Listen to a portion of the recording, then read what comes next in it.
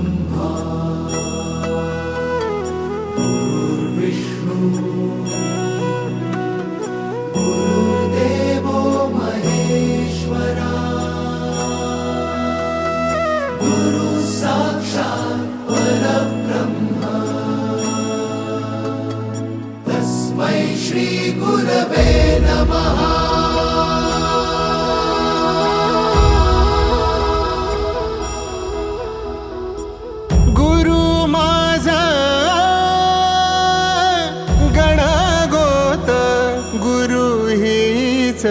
माऊली